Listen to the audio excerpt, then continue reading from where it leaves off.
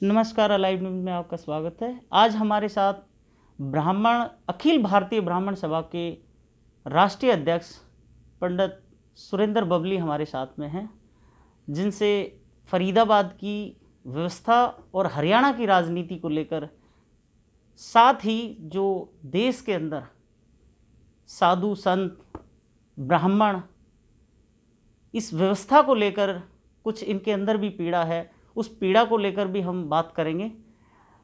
बबली जी, आपका पहले तो अलाइव न्यूज़ में स्वागत है। नमस्कार जी। पंडित जी, सबसे पहला और अहम सवाल ये है कि पूरे देश में लगातार 6 या 7 साल से हम देख रहे हैं एक सांप्रदायिक जो माहौल तैयार हो रहा है। उस सांप्रदायिक माहौल को लेकर आप एक संगठन के, ब्राह्मणों के संगठन के नेता होने के नाते क्या कहना चाहेंगे कि ये माहौल देश के लिए ठीक है? देखिए शर्मा जी, सबसे जो प्रथम सवाल है ना, वो तो ये है कि सनातन धर्म सर्वोपरि हमारा धर्म है। एक वो कहते हैं ना भाई, एक वो डाल दी गई हिंदू हिंदू हिंदू।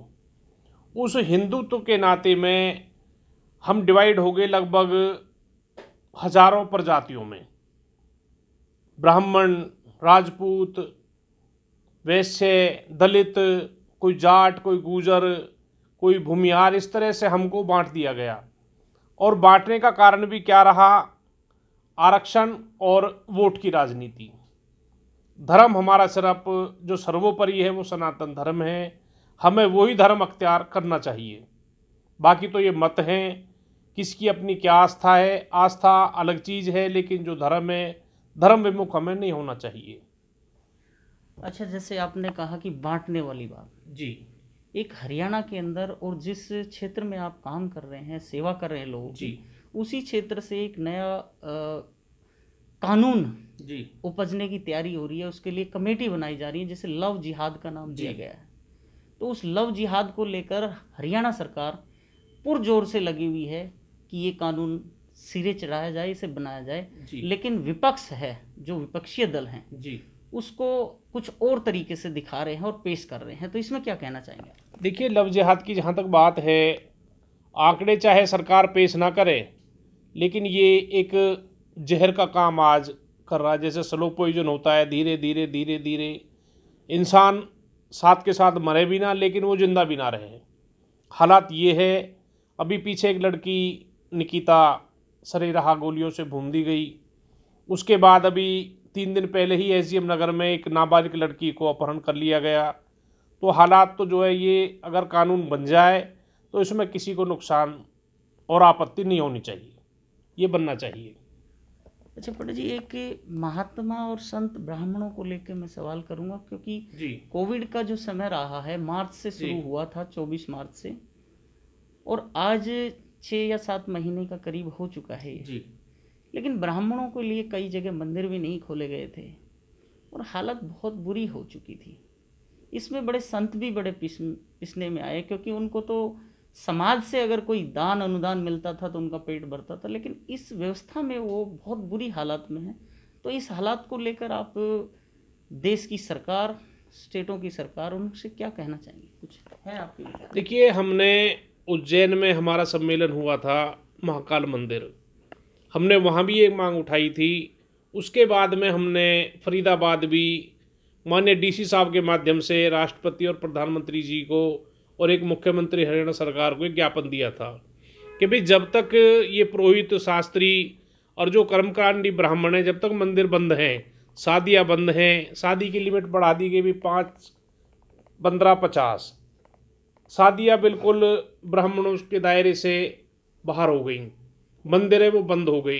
इनको गुजारा भत्ता 5100 रुपये जब तक ये लॉकडाउन चले ब्राह्मणों को दिया जाए। लेकिन सरकार ने बिल्कुल कान के ऊपर से ही हमारी मांग टाल दी।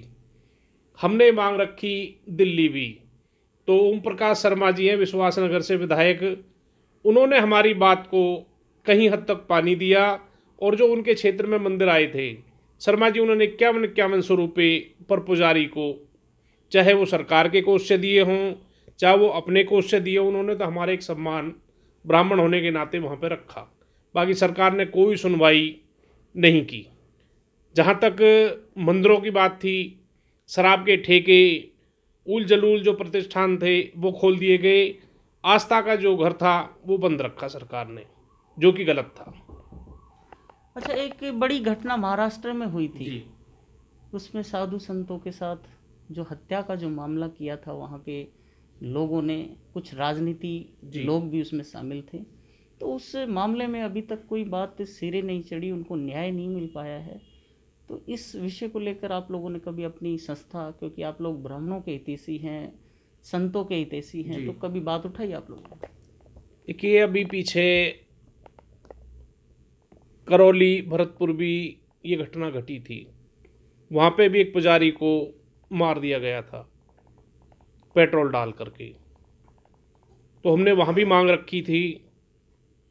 उसके बाद पीछे पंजाब में भी एक संत को मार दिया गया, बुलंदशहर भी, और पालघर जो महाराष्ट्र था। हमने अपने लेवल पे शर्मा जी, राज्य सरकार और भारत सरकार सबसे एक मांग रखी। देखिए, ब्राह्मण बचेगा तो देश बचेगा, और देश बचेगा तो विश्व में हमारा नाम होगा। सृष्टि की जहाँ तक बात है, भागवत कहती है परिवर्तन सृष्टि का नियम है, और ब्राह्मण ज्ञान का दाता। अगर ब्राह्मण नहीं तो ज्ञान नहीं। ये तो लोग वशीभूत और भूलवश जो ये घटना कर रहे हैं, ये कलिकाल है और सबके सामने आ भी रहा है। वो जो पालघर के संत जिस दरिंदे ने मारे थे, उसकी गाड़ी सहित आग लग गई थी और वो अपने आप ही भस्म हो गया। तो परमात्मा की लाठी और धर्म में बड़ी शक्ति है। धर्म को मानना चाहिए। जहाँ गाय गंगा गौरी ब्राह्मण का सम्मान नहीं, वहाँ समाज में जनजीवन को जीने का भी अधिकार नहीं है। अच्छा, आपने अभी एक गाय की बात कही है। हरियाणा में हरियाणा सरकार ने काफ़ी गौशालाएं खोली हैं, सरकार की तरफ से। लेकिन अभी पानीपत की 2 दिन पहले की घटना है उसमें भी 7-8 गाय भूख से मरी हैं। आपके फरीदाबाद में भी कुछ गाय हैं, उनमें भी गाय मर रही हैं, भूख से मर रही हैं, कुछ बीमारी से मर रही हैं। तो ये जो गाय की बात, गाय गंगा गायत्री जो सरकार की बात है, उसको कहाँ तक मानते हैं इस व्यवस्था को देखते हुए? देखो, फिर सारी बातें हम कहें तो बात जाती है सरकार के विपरीत। आपको डर लगता है? नहीं, डर किस बात का। माननीय प्रधानमंत्री जी ने बनते के साथ एक आयोग का गठन किया, मिशन सफाई अभियान गंगा। हमारे माननीय गडकरी जी है, उन्होंने एक मिशन रखा, दिल्ली से और आगरा तक यमुना में जहाज चलेंगे। उमा भारती जी उसकी अध्यक्ष बनाई गई। गंगा की स्थिति शर्मा जी ज्यों की त्यों है। एक बात, आ जाओ फरीदाबाद के धरातल में गौशालाओं की बात। माननीय मंत्री जी कृष्णपाल जी ने 6 गौशालाओं का उद्घाटन किया भिन्न भिन्न जगह, और एक प्रेस रिलीज जारी हुआ। डीसी साहब थे हमारे समीर पाल सरो, और सोनल गोयल जी जो थी कमिश्नर, कि भाई फरीदाबाद आवारा पशु मुक्त अवार्ड भी लिया है। ठीक है।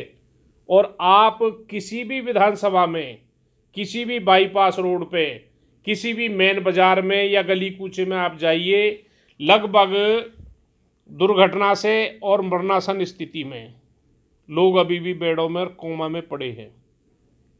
सिर्फ घटना क्या, भाई सांड ने मार दिया और गाय की आगे आने से दुर्घटना घट गई। तो शर्मा जी, करने में, कहने में और दिखाने में बड़ा फर्क है। ये तो गौशालाओं की कहानी है।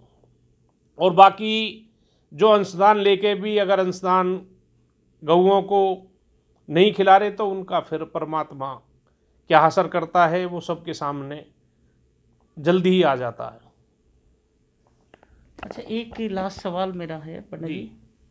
फरीदाबाद लोकसभा को लेकर जी, बड़ी लोकसभा है, बॉर्डर से लेकर और यूपी बॉर्डर तक, जी, दिल्ली बॉर्डर से यूपी बॉर्डर तक। जी, इस लोकसभा में 9 विधानसभाएं हैं जी, और 9 की 9 विधानसभाओं में अभी भी और लोगों को जो सुविधाएं मिलनी चाहिए जो मूलभूत सुविधाएं वो तक भी नहीं मिल पा रही हैं।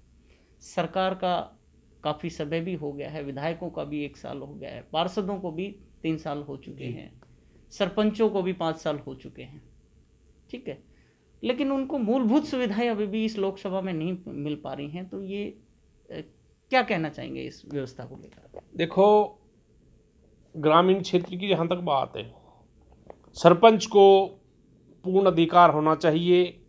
सरकार से सीधा पैसा आए सरपंच के पास और वो उसको किरवान्य तौर पे विकास रूपी अपने गांव को अंशदान भी और तन की लगन से उस पैसे को लगाए और शारीरिक श्रम भी पूरे गांव के साथ करे, तो शहर के साथ साथ गांव चमन बनते हैं।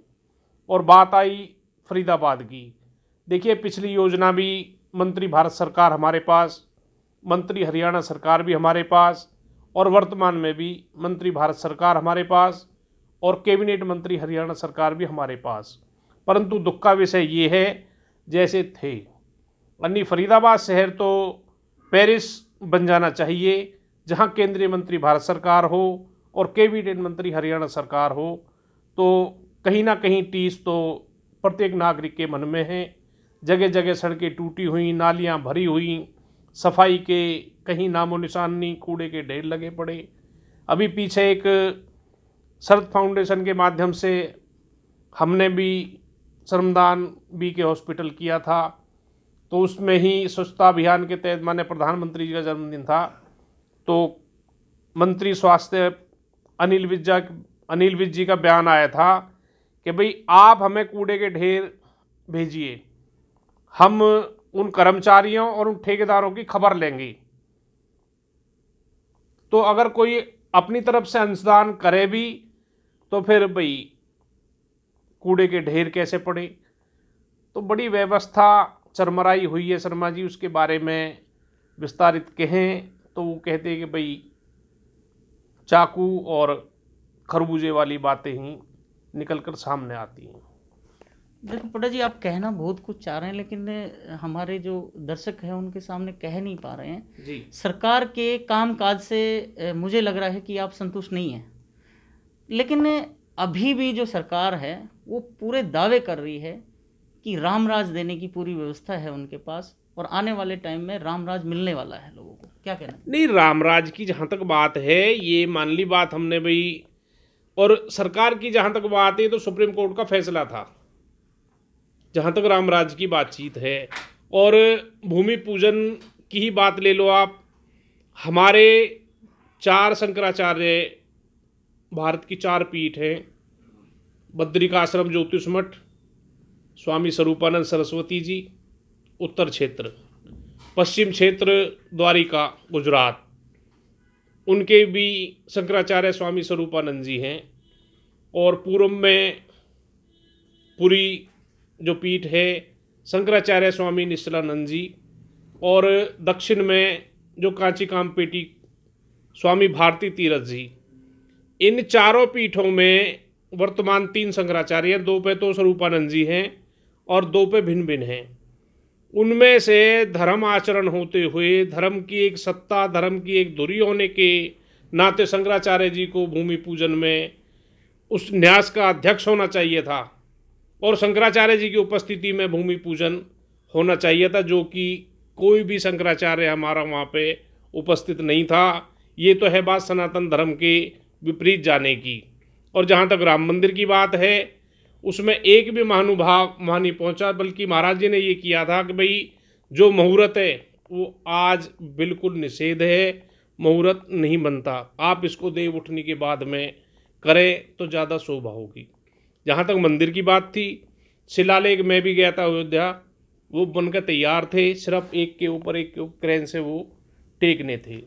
बाकी सरकार, देखो सरकार है, क्या कह सकते। पंडित जी बहुत बहुत धन्यवाद।